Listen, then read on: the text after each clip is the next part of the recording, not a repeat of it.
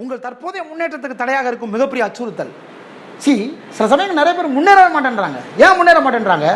ஒன்று, அவங்க அங்கேயே திருப்தி அடைஞ்சிட்டாங்க, அங்கேயே ஸ்டே ஆகிட்டாங்க. அப்படி இல்லைன்னா இதுக்கு மேலே எனக்குள்ள இருந்து வெளியே வர்றதுக்கு ஒன்றுமே இல்லைன்னு நினச்சிட்டாங்க. அவ்வளோதான் சார், வாழ்ந்து முடிச்சாச்சுன்னு நினைக்கிறாங்க. ஒன்று கடைசி வெற்றியிலே தேங்கிட்டாங்க, அல்லது இதுக்கு மேலே எனக்குள்ள இருந்து வர்றதுக்கு ஒன்றுமே இல்லைன்னு நினைக்கிறாங்க. ஹலோ, ரொம்ப முக்கியமான காரியம். இதெல்லாம் ஸ்கூலில் சொல்லித்தர மாட்டாங்க. இதெல்லாம் பள்ளிக்கூடத்தில் போதிக்க வேண்டிய காரியங்கள். பள்ளிக்கூடத்தில் அவ்வளோ பெருசாக ஒன்றும் போதிக்கிறது கிடையாது. ஏன்னா அவ்வளோ பெருசாக நாம் உயர்றது ஒன்றும் மக்களுக்கு ரொம்ப பெரிய அக்கறையும் கிடையாது, நோக்கமும் கிடையாது. கடவுளுக்குத்தான் அவ்வளோ பெரிய நோக்கம் இருக்கிறது. வசனத்தில் இயேசுவை பற்றி சொல்லப்பட்டிருக்கிறது, அவர் மாட்டு தொழுவத்தில் பிறந்தார். யோவான் அதை எழுதும்போது சொல்கிறாரு, அவர் மாட்டு தொழுவத்தில் பிறந்தார், உண்மைதான். கல்வி அறிவில்லாதவராய் இருந்தும் ஆனால் அவருக்குள்ளேருந்து வெளிப்படுது, செத்து போனவனை உயிரோடு எழுப்புகிறார். மாட்டு தொழுவத்தில் பிறந்த பையன், எந்த ஸ்கூலுக்கும் போய் படிக்காத பையன், செத்து போனவனை உயிரோட எழுப்புகிறார். எப்படி சாத்தியம்? செத்து போனவனை உயிரோடு எழுப்பினவொன்னே இயேசுவை பிடிச்சி கேட்டிருப்பாங்க, எந்த ஸ்கூலில் படிச்சிங்க சார் நீங்கள் அப்படின்னு. சார் எந்த ஸ்கூலுக்கும் போகல சார். அப்படின்னா எங்கே போய் கற்றுக்கிறது? இதை எங்கே போய் கற்றுக்கிறது?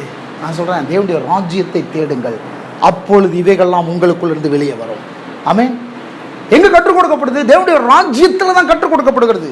தேவனுடைய ராஜ்யத்தின் வார்த்தைகள் மட்டும்தான் உங்களுக்குள்ள தேவன் டெபாசிட் பண்ணி வச்சிருக்கிற அந்த முழுமையானதை, பூரணமானதை வெளியே கொண்டு வர போதிக்க முடியும், ஊக்குவிக்க முடியும், உற்சாகப்படுத்த முடியும், வெளியே கொண்டு வர முடியும். அதனாலதான் கர்த்தர் எல்லா கல்லூரி, எல்லா பள்ளிக்கூடங்களை விட, எல்லா பாசிட்டிவ் மோட்டிவேட் பண்ற நிறுவனங்களை விட தேவன் பெரிதாய் பார்ப்பது தம்முடைய சபையை பெரிதாய் பார்க்கிறார்.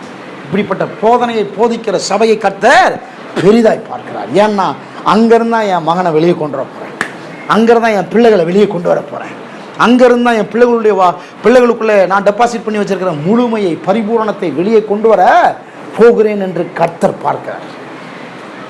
எத்தனை பேர் ஆமென் சொல்றீங்க? ஹல்லேலூயா.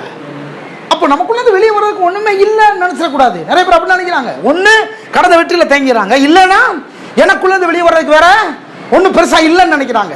இல்லை, நமக்கு புரிஞ்சது கம்மி, நம்முடைய அறிவு குறை உள்ளது. பவுல் சொல்றார், நம்முடைய அறிவு குறை உள்ளது. அதனால நமக்குள்ள இருக்கிற ஆவியானுடைய உதவியை நாட வேண்டும், ஆவியானுடைய ஒத்தாசையை நாட வேண்டும். உங்களுக்குள்ள ஆவியானவர் இருக்கிறார், உங்களுக்கு அவர் ஞானத்தை போதிப்பார், உங்களுக்கு ஒரு அறிவை தருவார், உங்களுக்கு ஆசைகளை தருவார், விருப்பங்களை தருவார். உங்களுக்குள்ள தேவன் வைத்திருக்கிற காரியங்களை வெளியே கொண்டு வருவதற்கு அவர் ஊக்குவிப்பார், உற்சாகப்படுத்துவார், அவர் ஞாபகப்படுத்துவார், அவர் நினைப்பூட்டுவார்.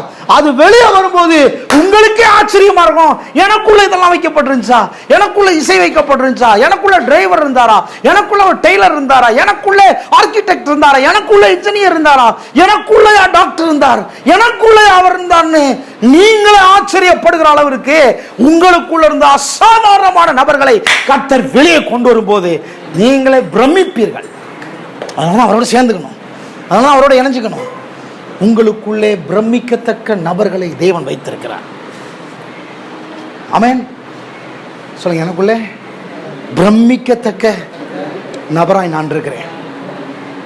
ஆவியானவர் அதை வெளியே கொண்டு வர, அப்படி கொண்டு வரும்போது உங்களுக்கே பிரமிப்பா, உங்களுக்கு ஆச்சரியமா, எனக்குள்ள இன்னும் இருந்துச்சா, இவ்வளோ இருந்துச்சா, எனக்குள்ளே இருந்துச்சு. ஹல்லேலூயா. சமுதாயம் ஒடுக்கலாம். சமுதாயம், நீ இந்த ஜாதி, இந்த நிறம், இந்த இனம், நீ இப்படி எவ்வளோதான் சொல்லலாம். ஆனால் தேவன் ஒரு நாள் அப்படி சொல்ற கிடையாது. தேவன் எப்படி பார்க்குறாரு? ஏன் சாயல், ஏன் ரூபம். உனக்குள்ள விமானி இருக்கிறான், உனக்குள்ள கண்டுபிடிப்பாளன் இருக்கிறான், உனக்குள்ள ஆச்சரியப்படுத்தத்தக்க, பிரமிக்கத்தக்க, அதிசயமாய் நீங்கள் உண்டாக்கப்பட்டிருக்கிறபடியால் சொல்லுங்க, அதிசயமாய் நான் உண்டாக்கப்பட்டிருக்கிறேன். நான் உண்டாக்கப்பட்டிருக்கிறதே அதிசயம்னு சொன்னா, உண்டாக்கப்பட்டிருக்கிற விதமே அதிசயமாய் உண்டாக்கப்பட்டிருக்கிறபடியால் அப்படின்னா, அப்ப எனக்குள்ள அதிசயங்கள் வைக்கப்பட்டிருக்குது, எனக்குள்ள ஆச்சரியங்கள் வைக்கப்பட்டிருக்கு, எனக்குள்ள பிரமிக்கத்தக்க காரியங்கள் வைக்கப்பட்டிருக்குது. எனக்குள்ளே நானே ஆச்சரியப்படுகிற அளவுக்கு எனக்குள்ள வைக்கப்பட்டிருக்குன்னா அது வெளியே வரணும். அதை வெளியே வர வைக்கிறார் ஆவியானவர், அதை வெளியே வர உதவி செய்கிறார் ஆவியானவர்.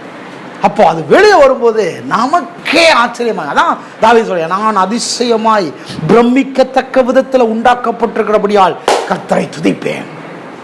எத்தனை பேர் ஆமென் சொல்லுங்க? தலையை கை சொல்லுங்க. நான் பிரமிக்கத்தக்க, அதிசயமாய் உண்டாக்கப்பட்டேன், ஆச்சரியமாய் உண்டாக்கப்பட்டேன். சொல்ல, நான் பிரமிக்கத்தக்கவனாய், நான் பிரமிக்கத்தக்கவனாய். நான் பிரமிக்கிறது இல்லை, ஊர் உலகமே பிரமிக்கிற மாதிரி கர்த்தர் அதிசயமாய் உண்டாக்கியிருக்கிறார். நமக்குள்ள இருந்து பிரமிக்கத்தக்க ஒன்று வெளியே வரும்போது நமக்கு வேணா பிரமிப்பா இருக்கலாம், நமக்கு வேணா ஆச்சரியமா இருக்கலாம். ஆனா ஆண்டவருக்கு ஆச்சரியமாவே இருக்காது. ஏன்னா ரைட், இதுதான் நான் வர்றதுக்கு வெயிட் பண்ணேன்னு. ஆமென். இதுவரைக்கும் தான் நான் வெயிட் பண்ணிட்டு இருந்தேன், எனக்கு ஒன்றும் ஆச்சரியம் கிடையாது. நீ எவ்வளவு பெரிய ஆளா வந்தாலும் எனக்கு ஆச்சரியம் கிடையாது. ஏன்னு சொன்னா அதெல்லாம் உள்ள வச்சதே நான் தானே வச்சிருக்கிறேன். அதை வரணும் தானே எதிர்பார்த்துக்கிட்டு இருக்கிறேன். நிறைய பேர் அதை வெளியே கொண்டு வராமலேயே மரித்து போகிறார்கள்.